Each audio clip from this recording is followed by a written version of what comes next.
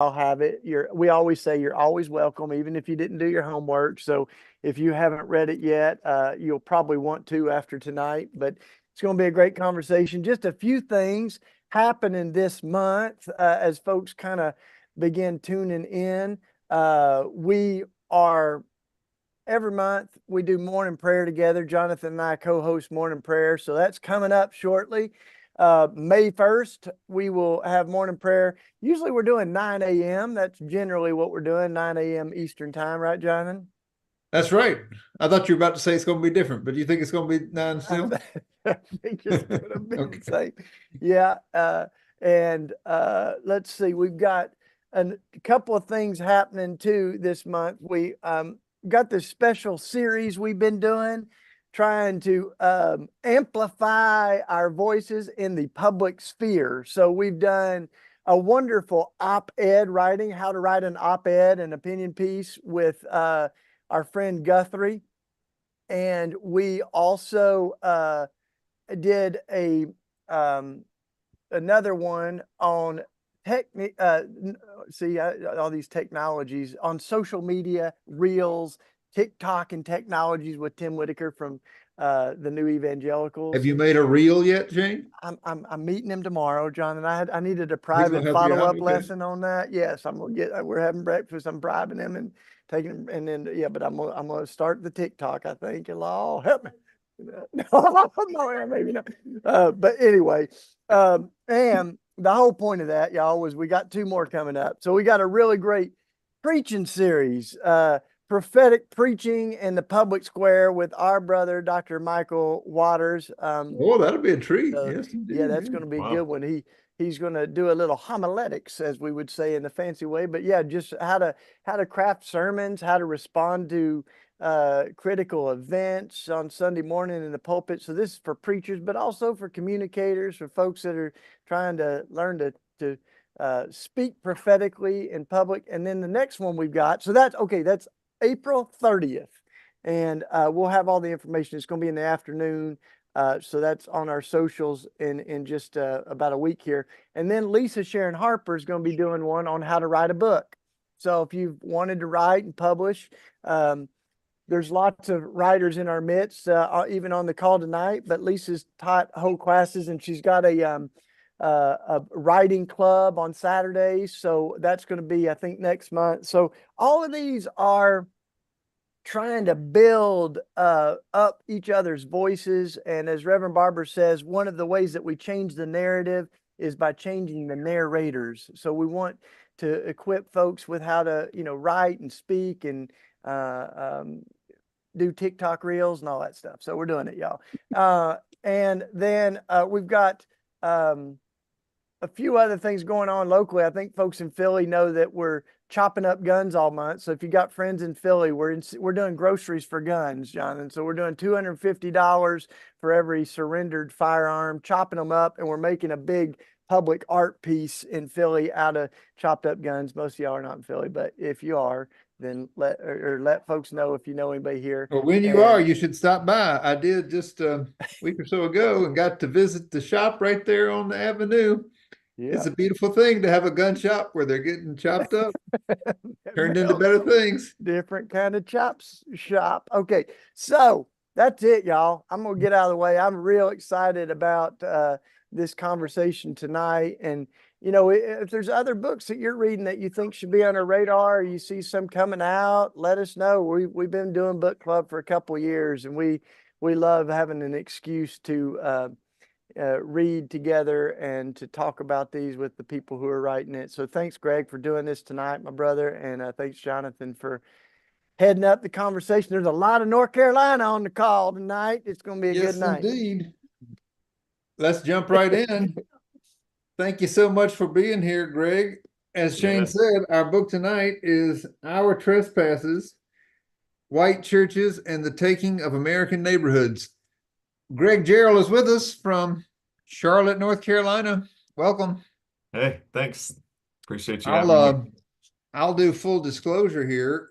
I'm a fellow North Carolinian and had the opportunity to get to know this book a little bit when it was coming into being. So Greg participated in the writing workshop that Shaniqua Walker Barnes and I do at the Collegeville Institute. We'll use this to plug that. That's It's right. open every year, and folks can certainly join if they're working on something. But this was a beautiful project to bring there, and we saw it as it was getting born, and it has continued to take shape. I wanted to start, Greg, by asking you to for folks who don't know your story, to just say a little bit of how you came to Charlotte, what you've been up to in Charlotte, and why you decided to write this story. Yeah, so I've been in Charlotte for about 20 years, lifelong North Carolinian, graduated from seminary. My wife and I and some friends started what back then we were calling new monastic communities. So we What do you moved. call it now? Well, now a lot of that has sort of fallen apart for us anyway. So the relics of one, I suppose. Uh-huh. So we moved into a neighborhood sort of with the conviction that we'd gotten some miseducation over the years. Mm. And one of the better ways to unlearn some things was to have some new mentors and some new teachers. And so we wound up in a West Charlotte neighborhood called Enderley Park. Mm-hmm. Those of us who started the community were the only white folks around for a number of years. And it's been an education. It's an apprenticeship into sort of a different way of walking in the Christian path. And as I've tried to understand my neighborhood, how it came to be and how American cities have kind of been stitched together in the way that they are, I started kind of digging around in the archives a bit. This story is the story of urban renewal, primarily here in Charlotte, though I try to touch on the way that this played out in other cities as well. And so to understand my neighborhood was meant having to understand urban renewal. Yeah. And that was because of the way that it massively displaced people and sort of rewrote the cityscapes in cities all around the country. And so what I relatively quickly got to was one particular point on the map. And so you might say that this is like a deep exploration of one very particular place that I think has kind of generalizable meaning. And at that particular point, a corner in Charlotte, in the first North Carolina's first urban renewal project, Yeah. stands across the street from one another, the Charlotte Mecklenburg Government Center and the White First Baptist Church. I think you could interpret as the fusion of political and theological power here, used to pave down the homes of thousands of people, hundreds of businesses, a dozen churches. And so I wanted to dig as deep as I could into that one corner and to see what we might figure out. So for people who've read The Color of Law, this is a story like the stories that you encounter in that book. That book tells those stories to make an argument about how this racial discrimination was not just de facto but de jure, and so it tells many stories to make that point all across the country. This book dives deep into one place, and while I wanted to start by asking about your story because I think it's very rooted in that experience and comes back at the end to reflect on what that means for you. We'll come back to that. That's not where you start. And I think that's significant. You start with the story of the people who built the house that's under all that cement. Tell us that story of the North family. Yeah. So Abram and Annie North, both born enslaved. Abram in Walterboro, South Carolina, just to the west of Charleston, trafficked here by a Methodist minister. Annie, born enslaved here in Charlotte. A family of significant political and religious significance here. Annie remembered as one of the founders of the oldest Black church in Mecklenburg County, called Clinton Chapel AME Zion, still active and providing an important witness just a mile from where I sit right now. Yeah. Abram, a political organizer of key importance during the fusion movement, late 1890s in North Carolina, multiracial, multi-class kind of fusion of multiple interests that really remade the state's politics, a deeply important moment in our state's history.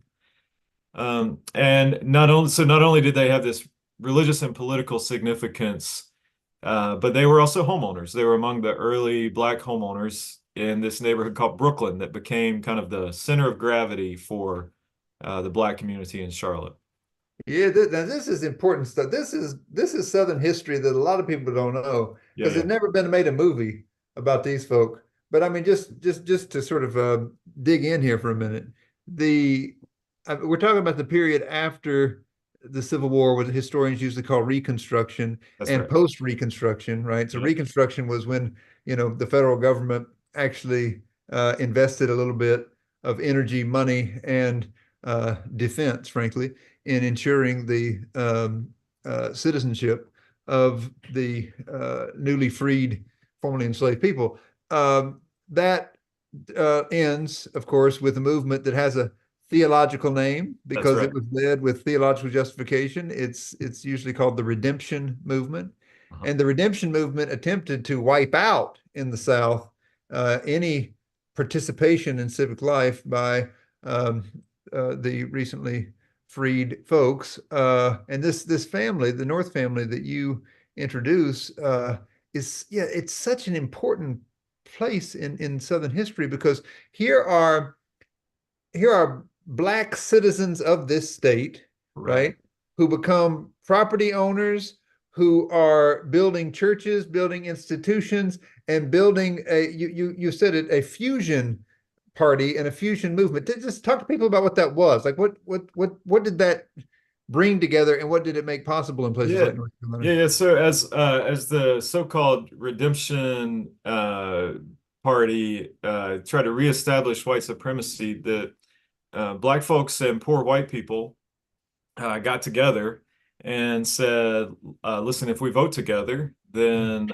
we can stop the exploitation that we're experiencing at the hands of this so-called redemption that was kind of anything but that." Yeah. And so they did, and they took over both houses of the North Carolina State Legislature. They won the governorship, and they set about remaking the policies of the state Yeah. in a variety of ways around education, around access to the ballot, around monetary policy and tax policy, right? So, sort of every facet of North Carolina's political life, they remade very quickly.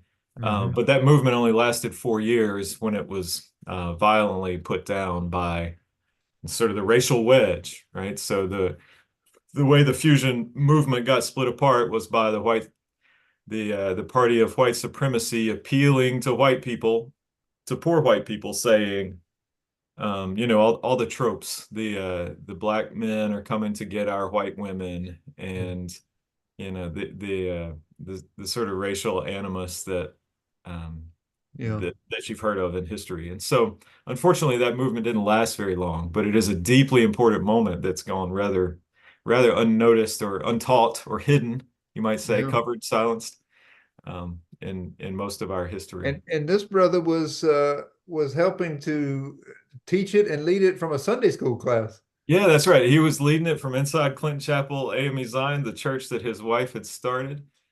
He was apparently a good enough organizer that he won one of only a handful of patronage jobs following that first election win. So he worked in the post office. The only Black the only Black participant organizer who won one of those patronage jobs. And so, they did strong work. They did really important work that, unfortunately, got unraveled relatively quickly after only a 4-year period. Yeah. Yeah. A movement that was politically decimated by violence. And the story of that in Wilmington has been told in terms of the violent coup that happened there. And much of the power that was built in that movement, the economic power, built neighborhoods like Brooklyn. So yeah, talk to us about Brooklyn, what it was like when they built their house there. It's role in Charlotte and the role it played for African American folks in the early 20th century. Yeah.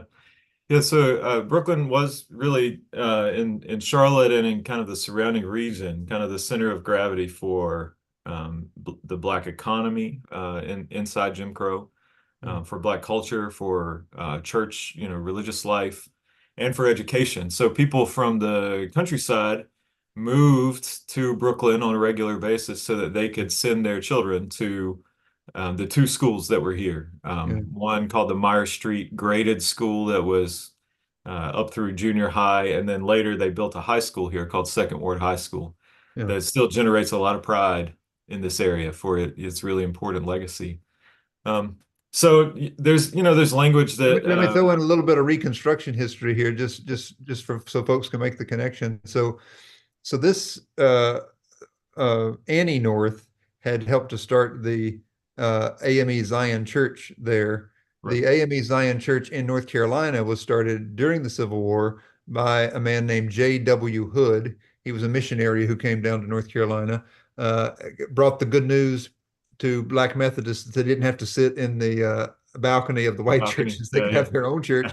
And so he spread AME Zion churches across the state. But during the Reconstruction period, he was elected to the legislature and served as the assistant superintendent of schools. So he's instrumental in the North Carolina Constitution in writing the clause we still have that says that every person is entitled to a public education. Right. That's a constitutional right in North Carolina. That's not a federal constitutional right, but it is here in North Carolina. And that has everything to do with how people appealed for funding for schools in neighborhoods like Brooklyn, and for even higher education. We had state supported HBCUs because of that provision also. So that has a direct connection to the AME Zion Church through J.W. Hood. Yeah, yeah. So Brooklyn and neighborhoods like Brooklyn that faced segregation, would have kind of grown up in these contradictions. On the one hand, developing like everything you needed to be self-sufficient on the inside of these neighborhoods. Hayti and Durham would be an example. Union Hill and Richmond, like we can cite many of these places. And so hundreds of businesses. Back in 1922, a group of businessmen put together what you might think of now as like an entrepreneurial incubator to help folks inside Brooklyn to start more businesses, to kind of spread the wealth. And at the same time, they lived under the iron claw of Jim Crow. And so there's a lot of limitations that really make the ceiling very low. Like you can develop a sense of thriving within the neighborhood, but you can only climb so high because of the artificial limitations that are placed on that area because of Jim Crow. Yeah. Yeah. And that's the context in which they live their lives. And you note that it certainly took a toll on them as it did on other folks there. Yeah. Yeah, digging up, sort of being in the archives in various places. A lot of what really touched me about that was just finding the absolute ordinariness of these lives, these people. So, attending church, throwing parties. There's a woman at Clinton Chapel AME Zion who's in her 90s now, sort of serves as their archivist. Actually had strong, like very vivid memories of being an adolescent going to tea parties at Abram and Annie's house. So like these, on the one hand, like really deeply important folks, but also I was just struck by the sense of like people threw parties when when their neighbors' children got married, and they went to church and they started businesses, and they did the things that we all do. And yet they had to do that with tremendous resilience from constantly facing the terror of Jim Crow. Yeah. Yeah. So talk to us about what you learned about urban renewal and its impact on that particular community in Charlotte. Yeah, so Urban Renewal was born out of the Housing Act of 1949, the Federal Housing Act, that then provided money for projects that the act termed slum clearance. Mm. And so one of the like early kind of cruel ironies of it is that neighborhoods like Brooklyn had faced the oppressive policies of Jim Crow. They had faced redlining, which had deprived Brooklyn in particular and other neighborhoods with similar demographics of federally subsidized mortgages. Right. So lots of other neighborhoods had gotten those kind of gotten rescued through the Homeowners Loan Corporation and redlining. But Brooklyn didn't. And so what Urban Renewal wound up doing was taking neighborhoods that had been starved of the capital they needed. And instead of helping to fix them or to create better conditions, they just destroyed those neighborhoods. Yeah. So kind of punished them for their oppression in some ways. And so this federal policy would pay cities 2/3 of the cost of raising an entire area and buying all the land and then reselling it at auction.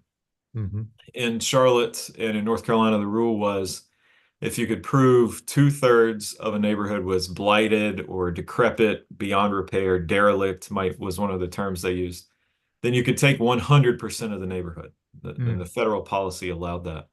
So homes like the Norths would not have been blighted or beyond repair, though there would have been legitimately exploitative slum conditions that landlords from the outside had created inside neighborhoods like Brooklyn.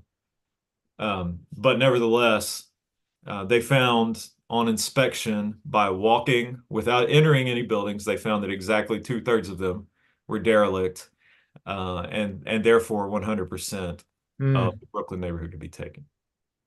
Yeah.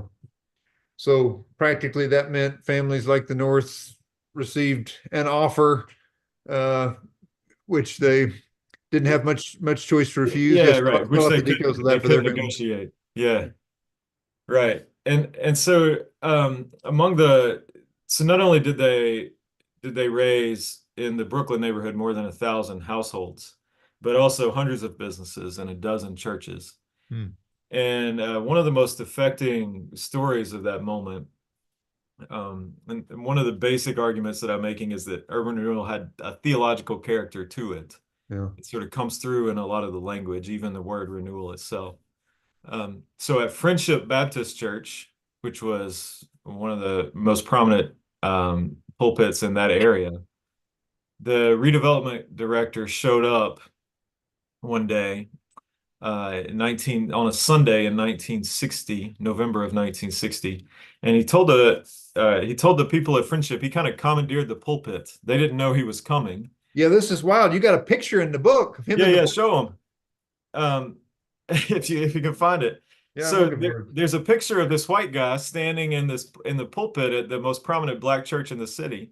He's shown up that morning without telling them that he's coming. And he says to them, the hour is getting late for you to determine where you'll be moving your church. But they didn't know that they were going to be moving their church. The kind of public communications that had been happening said that all the houses would be gone, and the pastors had gone. There you go. There's the picture. It's a little grainy here, but you can even see the shock on the deacon's face there. You absolutely can. As he's looking up, yeah. Yep. Incredible. Yeah, so he says, the hour's getting late for you to determine where you're going to be moving your church. And the preachers had been arguing against the whole concept of renewal because they said, if you tear down all the houses of our congregants, who's going to come to church here, right? So, they hadn't made clear that they were tearing everything down. So they learned this on a Sunday morning. And then Vernon Sawyer there, the white guy you see, he says to them, let me see, without trying to sermonize, I'd like to point out one thing. Somewhere in the span of endless time, it is you who were chosen to lead in solving this problem in this crucial hour. So, like he's taken the story that the ancestors at Friendship, the story their captors had told them, they heard liberation in it somehow by some miracle, right? This story of chosenness, and this guy has stepped into their pulpit and taken that story and turned it right on its head. Yeah. And so, yeah, Yeah. that is still it still makes me angry to think about that story. Yeah. So you tell the story of how the churches of the neighborhood were raised, had to relocate. And then, while we're on this sort of theological distortion, um, there's the other story of, what comes to replace it. And you already mentioned, I mean, today, this is a government building across from a very large campus of a church. Yep. So how did that conversation go in that First Baptist church community? How did they end up building their campus on top of the place where the North home had been? Yeah. So at the same time, renewal was happening in the Brooklyn area. The First Baptist Church, which was on our main street in Charlotte, which is called Tryon Street, they were arguing with each other about whether to join White Flight and whether they were going to move out to the suburbs, as a number of their peer congregations had done. They nearly split the church, and sort of the compromise that they came to eventually was that they would build their suburban campus, but they would stay downtown. And the way to do that was to buy this Brooklyn land, which they never called Brooklyn. They never called it by its name, right? That's sort of a conquest strategy, even to rename things. And so at a couple of key moments along the way, I was fortunate to have access to their archives for a while.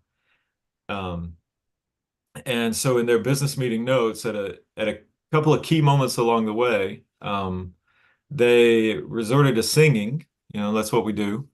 That's how we learn theology. And the key song that they sang at this really important moment where they're making the decision to move is called "Lead On, O King Eternal." It's a conquest hymn. And the very last line of it says, "The crown awaits the conquest. Lead on, O God of might." That was important to me just for the content of the hymn, right? The music minister picked the right one for that day. That was the right song for that moment. But I was also struck that I knew the hymn, having grown up in a Southern Baptist church myself. Oh yes, I know it well myself. Yes. Yeah, exactly, right. So that has still stuck with me. This kind of narrative is part of the water that we still swim in. Yeah. And that still lives deep down inside of us, even when we've been working to get it out. Yeah. And so then the next quick piece of that story goes that the following week they had a business meeting in place of the worship service to vote on whether to move to this little spot, and or these 9 acres, really a large plot. And the story that they read was the story of the conquest of Canaan. The spies go over into Canaan, right? And they come back and they say, "This is a land that's flowing with milk and honey, but the people there are like giants, and to them, we are but grasshoppers." And so the sermon that day goes that the preacher tells them that they're like the formerly enslaved and landless people who have no place to go, but by the providence of God working on their behalf. So again, the story just getting inverted here. So yeah, so that's and when they built their sanctuary, once they got the building plans and stuff together, they built the sanctuary right on top of the home of Annie and Abram North. And so they had been entangled for a long time, and it sort of ends there with that sanctuary and these hymns of conquest going right on top of the home of this really important Black family. Yeah.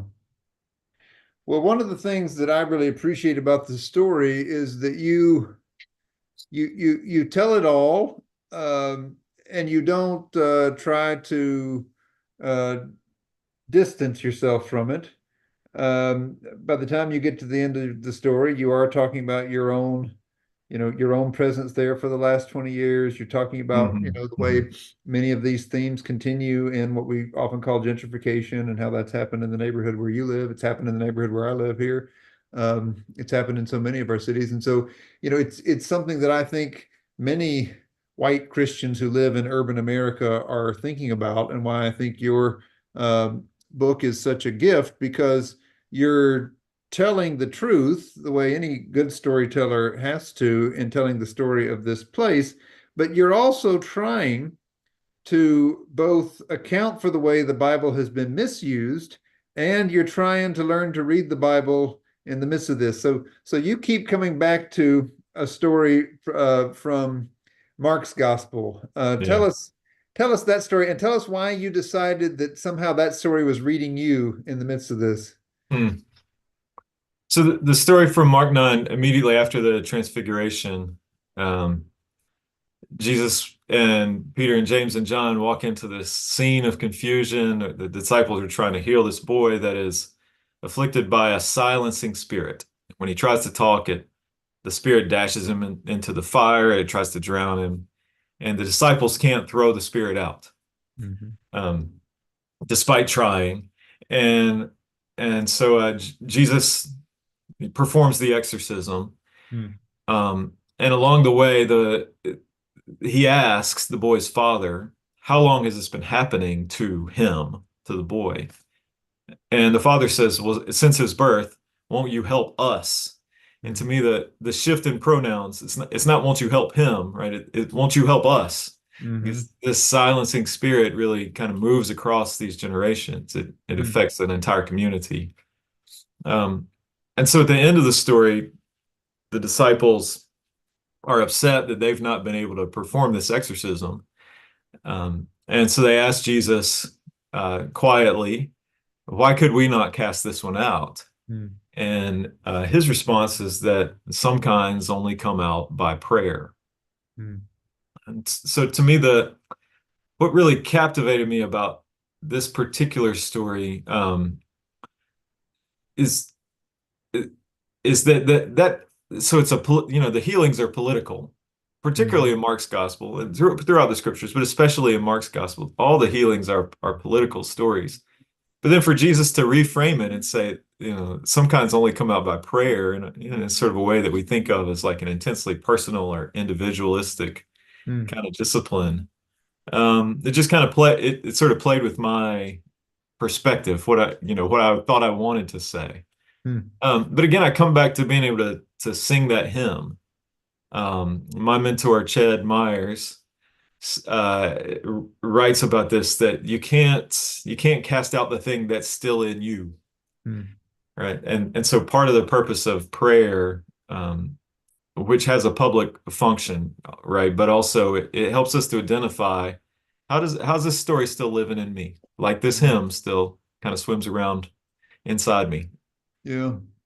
No, I think that's insightful. I was just a few weeks ago with Brother Winsler Nosey from Oak Flats in Arizona, and he was talking about how you're calling it a silencing spirit, and it's you've told a story in which it's clear that this spirit has silenced the story of a family in a neighborhood that literally people in the city still remember. You were talking about people remember going to tea parties and such in that neighborhood. I think that's a sort of powerful reminder of how quickly these spirits can silence voices that are, still in our midst. And this has happened, generationally. I mean, Brother Winsler was sort of emphasizing to me and the people we were with that, he's a member of the San Carlos Apache tribe, and his people told him about how, when this white man came here, just immediately silenced all of the stories that had been told for generations about their land, about the trees on it, the animals, how they interact with all this. So yeah, having done this work, I wanted to ask you, what are you saying to people who are who are coming to terms with the fact that, there is a silencing spirit at work in their lives. And, maybe they want to be free, right? Because they want to be able to, you know, be good neighbors. They want to be able to pursue justice in their city. They want to be able to, fight for a multi-ethnic democracy in this country. But this spirit is real, and Yeah. you're kind of pointing to how there's a real sort of spiritual work that has to be done in order to cast it out. So, what advice do you offer people after wrestling with this yourself? So I usually try to frame this kind of in two directions. One is just the basic importance of doing material repairs. As Shaniqua Walker Barnes says in the really powerful foreword that she wrote for this book, if a neighborhood can be moved for the sake of injustice, then it could rightly be moved for the sake of justice. We can make repairs to our cityscapes that have been so damaged by the legacy of urban renewal. This happened in 1,200 municipalities around the country. So we can make those material repairs. We can stitch our cityscapes together or re-stitch them together in ways that make life better for all of our citizens. We can also make direct repairs to the descendants of these places, like the Brooklyn neighborhood. And so part of my work was tracking down the descendants of the North family, who are still very present and active in the city of Charlotte as activists and as citizens, and really deeply good people. So making those material repairs is an important part of, for those of us who've been on the side of, on the white people's side of silence, right? Of not acknowledging and kind of hiding these stories of our complicity, then to make those repairs might be painful, but it is part of the healing that we need to do, and it's part of the healing of our body politic, of the common good. I know, there are several congregations I've talked with, and many academic institutions and such in this country that have tried to do this kind of work in terms of the storytelling of their relationship to slavery, and have talked about, on the very sort of individual institutional level, what repair might look like. And, it's looked different ways in different places. But I'm curious if, specific to urban renewal, if you've come across stories of communities that have engaged in acts of repair. What have those looked like? So I haven't come across many stories of like direct, by families kind of repair. There certainly are cultural centers. There are groups that are dedicated to preserving memory and the history. There are also cities that have been tearing down urban freeways, which are one of the legacies of this moment in American history. So Syracuse and Rochester, New York, Seattle has torn down some urban freeway. San Francisco, years ago, because of the damage of an earthquake, wound up tearing down a freeway. And inevitably, what happens is life comes back to these places that have been drained by this massive, very dangerous and unfriendly infrastructure. So those aren't necessarily direct payments of any sort, right? But they are deeply important to reestablishing the health of our cities. Alongside those moves, though, Jonathan, we have to do the cultural work. It's not insignificant that you and I know that hymn. In fact, the brand new, really woke Presbyterian hymnal that just got published about 4 or 5 years ago still has that hymn in it. And so, and that, that reading of Numbers 13 and so many of our readings of biblical text still sort of operate around these stories of conquest or of kind of triumphalism. And so without doing the cultural work, trying to repair here and there 60 years later a few neighborhoods or writing a few checks or whatever. We won't get at the deep heart of Mhm. the work that we have to do internally in ourselves and in our institutions. So I Mhm. think always holding both of those things at the same time, taking one step with each of those is really important. Yeah. Yeah. Well, we have folks who are watching this by live stream, and I don't have access to all of those comment sections. People may be making comments there, but I can't see them. If anybody on Red Letter Christian side does see those, throw them up. But I know there are some folks sort of inside the Zoom box here who are with us and may have questions. So I want to open this up to get a question or two in from other folks. But I've got lots of questions myself. So while y'all are doing that, All right.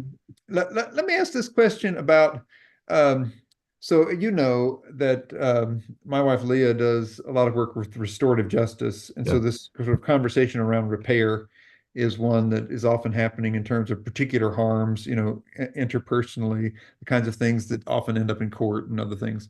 And even at that level, one of the things that happens in a process like that is, um, you know, there's often a situation where the harm that has been done feels so overwhelming, right? That it's hard to imagine that anyone could do anything that would Mm, genuinely address, the harm that was done. And I think, a story like this can feel that way all the more so, right? I mean, yeah. we can become overwhelmed by history. I think it's important that, you know, in the face of that, we also continue to find ways to take real concrete steps, like you were saying, to do the work of repair and to do the work of sort of imagining how you were calling it cultural work, but how the habits that are written into stories can be unlearned to prevent the kind of harms from just continuing. Because in so many ways, if you learn a story like this, you learn how it keeps repeating itself over and over again. Yeah. Um, yeah, and so I wonder, just from your perspective, what what helps people to keep focused on what can be done and what's needed in the moment, in the place where you are. Yeah, I think your point is right that the problems can be or the sort of the lingering issues can be so overwhelming. Hmm. Um, so I think it's really important for us to work, particularly within institutions, which do have the power to affect some change. Whereas as individuals, it's more challenging. And for those institutions to do what they can without being overwhelmed by the enormity of it all. Right. Um, and I really think that one thing that can help that I didn't come into this trained as a historian, though I wound up learning a lot of kind of methods along the way. Hmm. But just being in the archives Hmm. of multiple institutions and learning the story deeply of what Hmm. had happened, it helps to just suggest what a next step might be. Hmm. So I think like the further back you can dig, or the deeper that you can dig in the time period that you're interested in, the more clear the next possible step Hmm. becomes. Um, and so in that way, I think the work of learning our institutional histories, Yeah. especially the ones that have been silenced or hidden or that we've refused to talk about, those stories really suggest some important concrete steps Oh, for. that's a powerful thing because the conversations that get recorded within institutions are often about what kind of future people there can imagine, right? And Yeah, so you're looking at the futures that people imagined and also what they couldn't imagine because yeah, of the circumstances they were living in.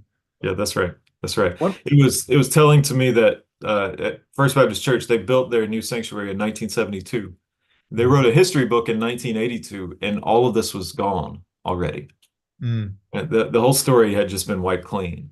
huh, To I think the way you stated is really important. Like the future they could imagine had, you know, it had not made any space for Oh. the compromise, contested nature of the place that they were on. Mm. So redigging into that, saying, listen, we've written our history all wrong. Huh. And to write a better future, we gotta write a better history that will help Yeah. us to get there. Yeah, let me bring in one of these questions Right. from someone who's joining us on the live stream. They asked, what is the extent to which reparations can be demanded, especially when it's so hard to measure impact or damage?